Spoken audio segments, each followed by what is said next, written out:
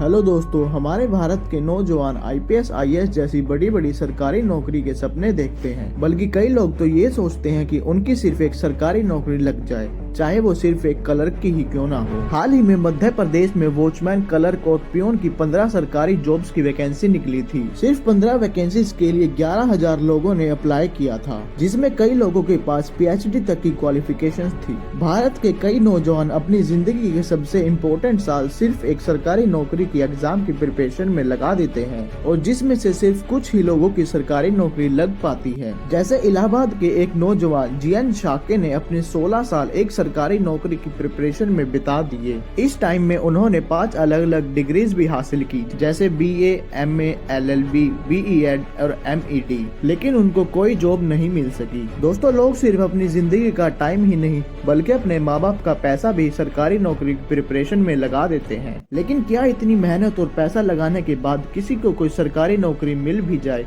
तो क्या उसका फायदा होता है या नहीं? दोस्तों, लोग सरकारी नौकरी के लिए इतना पागल इसलिए हैं क्योंकि पहले तो सरकारी नौकरी में बहुत से फायदे मिलते हैं, जैसे बुढ़ापा पेंशन योजना, रिटायरमेंट और मेडिकल। ये सभी चीजें आप लोगों को एक सरकारी नौकरी के साथ मिलती है, और सरकारी नौकरी में लोगों को जॉब सिक्योरिटी भी मिल जाती है।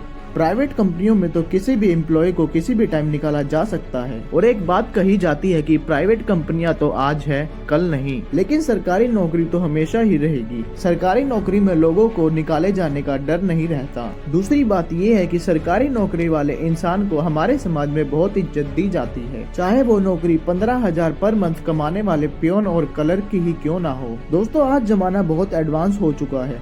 कई लोग अपने घर पर अपने लैपटॉप और मोबाइल का यूज करके महीने के 50 से 80 हजार रूपए कमा लेते हैं। जैसे इसमें आप यूट्यूबर्स का एग्जांपल ले सकते हो, लेकिन ऐसे लोगों को समाज में इज्जत नहीं मिलती, क्योंकि लोगों के लिए ये ऐसा काम होता है कि ये काम कभी भी बंद हो सकते हैं। ना इन कामों में सरकारी नौकरी के जैसे बुढ़ापा पेंशन, रिटायरमेंट प्लान जैसी सुविधाएं मिलती हैं। इन्हीं सब कारणों से हमारे समाज में सरकारी नौकरी वाले की इज्जत ज्यादा होती है। लेकिन दोस्तों, आज के जमाने को देखते हुए पूरे देश के नौजवानों को सरकारी नौकरी के ऊपर डिपेंड नहीं होना चाहिए, क्योंकि सभी लोगों को सरकारी नौकरी नहीं मिल सकती, और धीरे धीरे सरकारी नौकरियों की वैकेंसीज भी कम होती जा रही हैं। आप लोगों को अपने अंदर की स्किल्स पर ध्यान देना चाहिए, ताकि आप लोगों को प्राइवेट सेक्टर में कोई अच्छी नौकरी मिल सके। और दोस्तों, प्राइवेट सेक्टर में आप लोगों की स्किल्स के हिसाब से ही आपकी सैलरी होती है। सरकारी नौकरी की सबसे बुरी बात तो ये है कि लोग 10-10 सालों तक एक सरकारी एग्जाम की तैयारी करते हैं, जिसकी वजह से वो अपने अंदर कोई स्किल डेवलप नहीं कर पाते हैं, और 10 सालों तक तैयारी करने के बाद भी सरकारी नौकरी ना मिलने पर